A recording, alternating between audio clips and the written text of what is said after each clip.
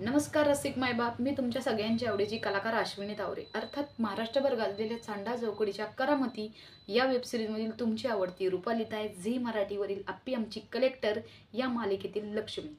तर मित्रमैत्रिणींनो, आजचा व्हिडिओ जो आहे तो झाडांवरचा आहे आणि निसर्ग. झाडं, हो, निसर्ग एवढा सुंदर आहे, त्याच्याकडनं आपण जेवढं घेतो तेवढंच तो भरभरून देतो.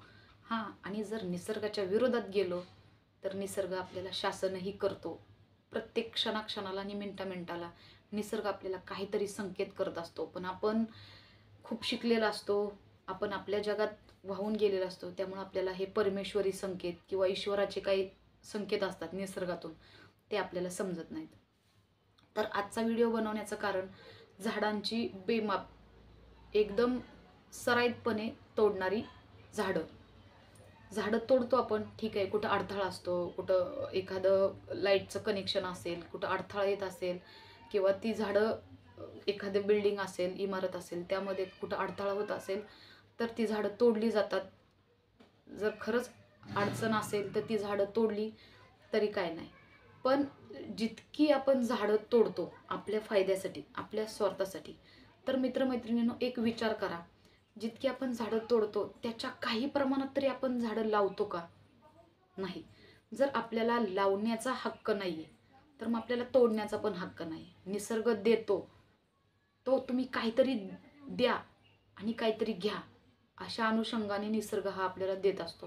आणि माणूस हा स्वार्थी प्राणी आहे, हे निश्चितपणे मी या ठिकाणी सांगेलच, की तो निसर्गातून फक्त घेतो. बरेच औषधं जे आहेत हे वनस्पतीमुळेच होतात. आज आपण जो ऑक्सिजन घेतोय, दवाखान्यात जे मेडिसिन्स असतात, ते मित्रमैत्रिणींनो झाडांमुळे, वनस्पतींमुळेच असतात.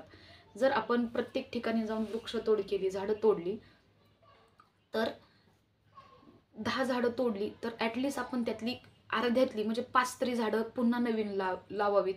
त्याचं संवर्धन करावं, त्याचं जतन करावं. कारण येणाऱ्या भविष्यात जर झाडं नसतील तर आयुष्य अवघड आहे. म्हणजे प्रत्येकाला जो मिळणारा ऑक्सिजन आहे हा मिळेल का नाही, ही मोठी शोकांतिका आहे. आणि सांगायचं तात्पर्य असं की झाडांवरती प्रेम करून बघा, त्यांच्याशी बोलून बघा, त्यांना कुरवाळून बघा, त्यांना प्रेम द्या. त्यांना प्रेम दिलं तर ते चांगले बहरतात.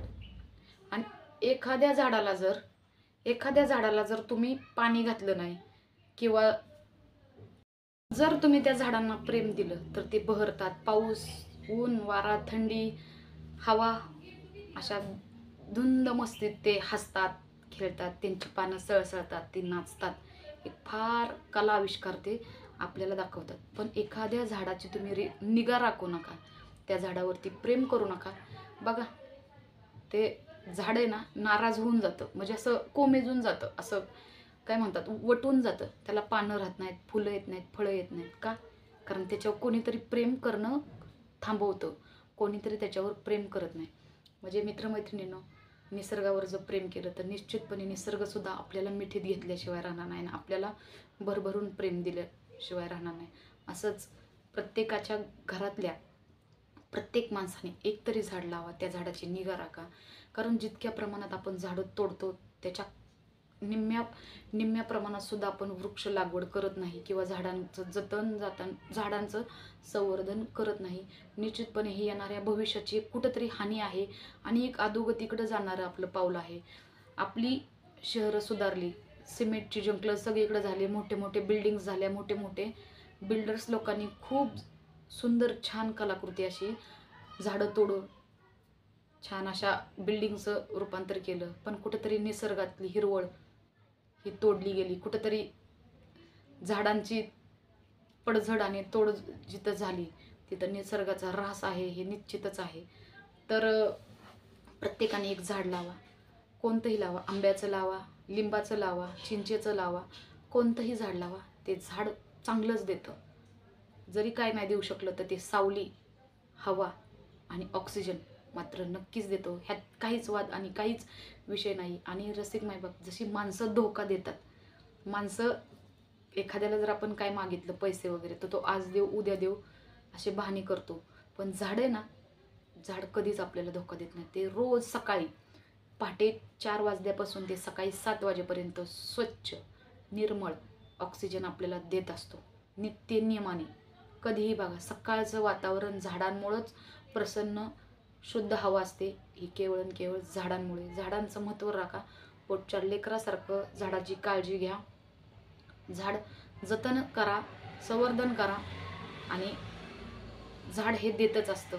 जन्माला आल्यापासून अगदी ह्या जगातनं गेलं ना तरी ज्या माणसाला सरणावरती रचलं जातं आणि त्या माणसाला पेटवलं जातं, तर पेटताना एकटा माणूस पेटत नाही, तर मित्रमैत्रिणींनो, त्या माणसाबरोबर ती लाकडंसुद्धा जळतात आणि ती लाकडंसुद्धा पेटतात. म्हणजे इतकं एका झाडाचं महत्त्व आहे. जर मैती जाळायच्या, मी एकदम थोड्या वज्र भाषेत बोलते, जर एखाद्या माणसाला जाळायचं झालं आणि आपण जर आपल्या फायद्यासाठी आणि स्वार्थासाठी जर झाडं तोडत असू आणि ती लाकडंच जर नाहीत राहिली, म्हणजे झाडच जर नाही राहिली, तर उद्या आपल्याला जाळायचं कसं आणि पेटवायचं कसं, हा फार मोठा येणाऱ्या भविष्यातील प्रश्न आहे.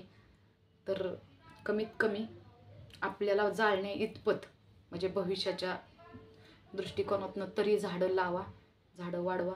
प्रत्येक झाड फळ, फूल, पान, प्रत्येकाला, अगदी हराळी जरी असेल, दुर्वा म्हणून आपण गणपती बाप्पांना वाहतो, ती सुद्धा गणपतीत फार महत्त्वाची आणि फार मौल्यवान ठरती.